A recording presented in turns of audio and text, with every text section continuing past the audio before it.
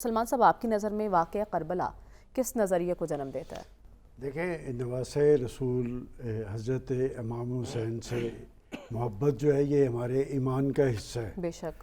اور یہ محبت، یہ الفت اور ان کے حوالے سے جذبات کا اظہار صرف رنج و غم سے نہیں، اصل چیز یہ ہے کہ یہ واقعہ کیوں کر رونما ہوا اور وہ کون سی ایسی بات تھی جو انہیں وہاں پر لے کر گئی۔ بات یہ جیسے ابھی یہاں پر بھی ذکر کیا گیا ہے کہ کیا یہ ایک ماہ کے لیے ہے سارا معاملہ؟ میرا نہیں خیال یہ ایک جسے کہتے ہیں نا کہ ایک بہت بڑا میسج ہے یہ عالم اسلام کے لیے بھی اور دنیا کے لیے بھی۔ اصل میں انہوں نے جو شخصی آمریت ہے اسے للکارا تھا، اور یہ ایک لیسن دیا تھا کہ جب حق و باطل کی جنگ ہوگی، جب ایک امتیاز برتا جائے گا، جب اپنی ڈکٹیٹرشپ قائم کی جائے گی، تو آپ نے حق کے ساتھ کھڑے ہونا ہے، آپ نے سچ کا اظہار کرنا ہے کہ کون سی بات درست ہے اور کون سی بات غلط ہے۔ اور آج تک دیکھیں، یہ دکھ، یہ کرب، یہ غم، یہ ایک کتنا عرصہ ہو گیا سب کچھ، لیکن کیا ہم اس پیغام پہ کاربند ہوئے ہیں؟ ہم حضرت امام حسین اور ان کے اہل خانہ کا غم سارا کچھ کرتے ہیں، لیکن ہم کھڑے کس سائڈ پہ ہیں؟ میرا خیال اگر ہم سارے اس بات پہ اپنے اپنے رول کا جائزہ لے لیں تو بہت کچھ درست ہو سکتا ہے کہ ایک طرف ہم حضرت حسین کا دکھ، غم اور کرب کی بات کر رہے ہیں، لیکن دوسری طرف ہم کھڑے دوسری سائڈ پہ ہیں۔ میں سمجھتا ہوں کہ ان کی قربانی کا اصل میسج یہ ہے کہ جو بات آپ کے دل کی ہے، اس دل کی بات پر آپ کاربند ہوں اور حق کے ساتھ کھڑے نظر آئیں، اور پتہ بھی چلنا چاہیے کہ آپ حق کے ساتھ کھڑے ہیں۔ ٹھیک ہے، بڑھتی برہانی کیفیت میں آپ کی نظر میں کیوں کارگر نہ ہو سکا یہ سسٹم؟ دیکھیں، وہ ایک طرف نا پابندی لگا رہے ہیں کہ یہ ماضی کو نہ چھیڑا جائے، کہ ان چہروں کو بے نقاب نہ کیا جائے، چونکہ ان کا رول دیکھیں، جب ہم یہاں پر بیٹھے ہیں ہم کوئی پولیٹیشنز تو نہیں ہیں، ہم نے کوئی عوام کے پاس جا کے ووٹ تو نہیں لینے، ہم نے تو ماضی کو سامنے رکھ کے ان سب کا رول دیکھنا ہے نا کہ کیا ہے۔ پاکستان کے اندر ڈیموکریسی کیوں نہیں ڈیلیور کر پا رہی؟ اس کی سب سے بڑی وجہ یہ ہے کہ ہم جب ریاستی اداروں کی بات کرتے ہیں تو سب کے منشور میں لکھا ہوا ہے، اور ہم بھی کہتے ہیں کہ پاکستان کے ریاستی ادارے بڑے مضبوط ہونے چاہیے، لیکن ہم یہ نہیں کہتے کہ جب ہم پولیٹکس کی بات کرتے ہیں تو جو ڈیموکریسی کے ادارے ہیں وہ تو پولیٹیکل پارٹیز ہیں، ان کو کیوں نہیں مضبوط کرتے؟ وہ جو جس منشور پہ، جس پروگرام پہ الیکشن لڑ کے آتے ہیں، جب مسند اقتدار پہ اسلام آباد میں پہنچتے ہیں تو پھر اس کو کھولنے کی زحمت بھی گوارا نہیں کرتے۔ جب اقتدار میں آنا ہوتا ہے تو کہتے ہیں کہ جی ڈسٹرکٹ گورنمنٹ سسٹم جو ہے یہ بڑا مؤثر ہونا چاہیے، عام آدمی تک ہم اختیار پہنچائیں گے۔ 4-5 سال بس اقتدار رہتے ہیں، نام نہیں لینا گوارا کرتے، ہر ایک کے منشور میں موجود ہے۔ دیکھیں، دنیا کے اندر گورننس کو یقینی بنانے کے لیے صوبے بنے ہیں، انڈیا کے اندر بنتے ہیں، چائنا کے اندر بنے ہیں، تاکہ گورننس یقینی بنے۔ یہاں پر آپ اپوزیشن میں ہوتے ہیں، جی جنوبی پنجاب صوبہ محاذ بنے گا، جی پریس کانفرنس کرواتے ہیں، لیکن جب اقتدار پہ آتے ہیں تو پھر وہ بھول جاتے ہیں۔ بات یہ کہ آپ کا سوال بڑا ویلڈ ہے کہ پاکستان کے اندر ڈیموکریسی کیوں ڈیلیور نہیں کرتی؟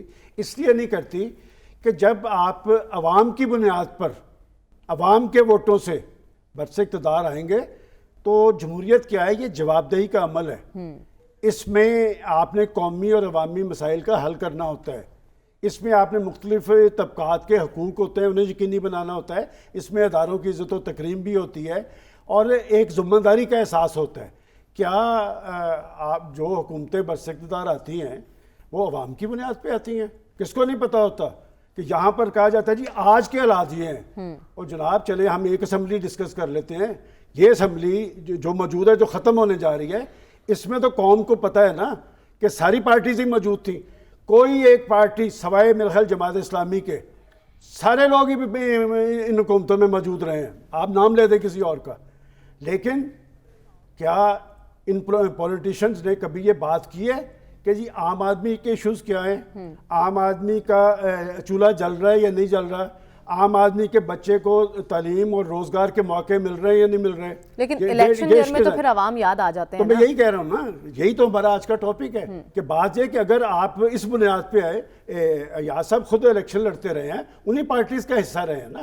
میں اس لیے کہہ رہا ہوں کہ پارٹیز برسر اقتدار آنے کے لیے کہ جب آپ چور دروازوں کے ذریعے برسر اقتدار آئیں گے، پھر آپ جن کے مرہون منت ہوں گے، پھر آپ بعد میں کہیں گے میں بہت بے بس تھا، میرے پاس اختیار نہیں تھے.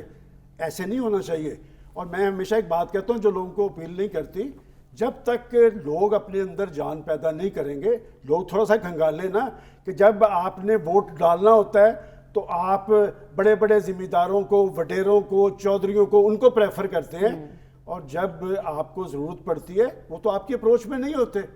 اسی لیے ہم کہتے ہیں نا کہ ڈسٹرکٹ گورنمنٹ سسٹم میں آج بھی کہتا ہوں اور پورے یقین سے کہتا ہوں، یہ تو کونسلر کا ایک عہدہ ہے نا، یہ لوگوں کی اپروچ میں ہوتا ہے.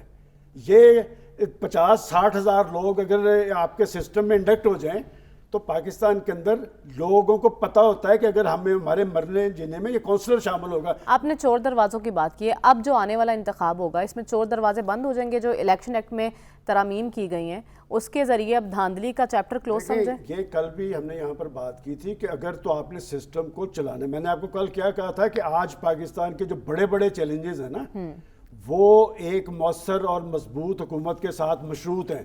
جب آپ اقتدار میں آنے کے لیے ادھر ادھر دیکھیں گے، آپ مجھے نام لے دینا کسی ایک کا کہ کون کیسے برس اقتدار ہے پاکستان کے اندر جن کی ہم بات کرتے ہیں.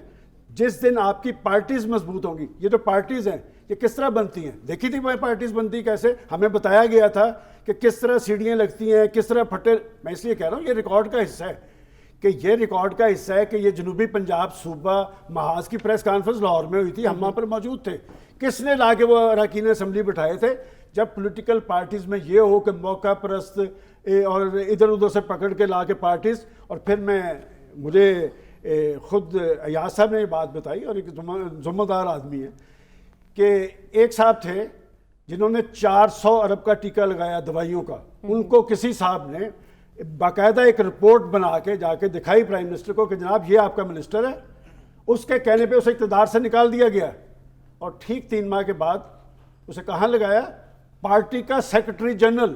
یہ آپ کی پارٹیز کی ورث. تو میں سمجھتا ہوں کہ اگر پاکستان کے اندر ڈیموکریسی کو سنجیدگی سے آپ نے مضبوط بنانا ہے تو پہلے پولیٹیکل پارٹیز، اور پولیٹیکل پارٹیز کے اندر وہ تماشا اور وہ ڈھکوسلہ نہیں ہونا چاہیے جو آپ ان کے اندر انتخابی عمل ہوتا ہے. اور میں کہنا نہیں چاہتا، میں ایسی پارٹیز کو جانتا ہوں جس میں پولیٹیکل پارٹیز کے لوگ نہیں بلائے گئے، فیکٹریوں کے لوگ بٹھا کے تو آپ الیکشن آپ کرا لیتے ہیں. اس ملک میں ڈیموکریسی اس وقت تک مضبوط نہیں ہو سکتی جب تک پولیٹیکل پارٹیز مضبوط نہیں ہوں گے.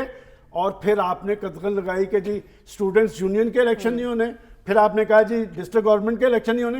تو یہ لیڈرشپ تو پھر مروسی سیاست ہے، بھگتے ہیں سارے. لیکن المیہ یہ ہے نا، جن کرپٹ لوگوں کی آپ بات کر رہے ہیں وہ ہر دور اقتدار میں ہوتے ہیں، ہر جماعت کا، ہر حکومت کا حصہ ہوتے ہیں. وہ پیسے دیتے ہیں، لیڈرشپ کو پیسے دیتے ہیں. میں جانتا ہوں انہیں انجن کہا جاتا ہے، ان کو انجن کے ساتھ کہا جاتا ہے اتنے ڈبے آپ نے اور ساتھ لے کے آنے، اتنے ڈبوں کا آپ نے بندوبست کرنا ہے. اور وہ لوگ جو پاکستان میں پارسائی کے دعوے دار تھے، یہ بھی کیسز آ جائیں گے تو دیکھ رہے ہیں کہ وہ تو میں کہنا نہیں چاہتا. آج کی بات ہم نے کرنی جو نہیں ہے، آج کی نہیں کرنی نا. انہیں پتہ ہے تاریخ یہ ہے نا، یہ تاریخ بڑی تلخ ہے. جو آڈیو لیکس تو سامنے آئی ہیں اور اس سے بہت کچھ آیا ہوا ہے، لیکن سلمان صاحب بات ہو رہی ہے نگران سیٹ اپ کی. کیا جو نام انہوں نے دے دی ہیں انہی میں سے کوئی فائنل ہونا ہے یا نام ابھی کہیں اور سے آنا ہے؟ دیکھیں ابھی جن ایشوز کا ذکر کیا گیا ہے یہ سارے ریئل ایشوز ہیں. ان ریئل ایشوز کو ایڈریس کس نے کرنا؟ ایک جمہوری سسٹم میں پولیٹیشنز کرتے ہیں. لیکن جب پولیٹیشنز میں ایسے لوگ موجود ہوں جو پولیٹیشنز کے ساتھ مل کے بیٹھنے کے لیے تیار نہ ہوں اور وہ آوازیں کسی اور طرف دیں، اس لیے کہ وہ یہ سمجھتے ہیں کہ ان کا راستہ وہیں سے نکلے گا، تو بات یہ کہ یہ سارے ایشوز جو تھے ان پہ پارلیمنٹ کے اندر بھی بات ہو سکتی تھی اور بات ہوتی رہی. دیکھیں یہ میں زیادہ دور کی بات نہیں کر رہا، یہ میں 2-2.5 ماہ پہلے کی بات کر رہا ہوں، بلکہ 2 ماہ سے بھی پہلے کی، کہ ایوان کے اندر سے کمیٹیز بنی تھی.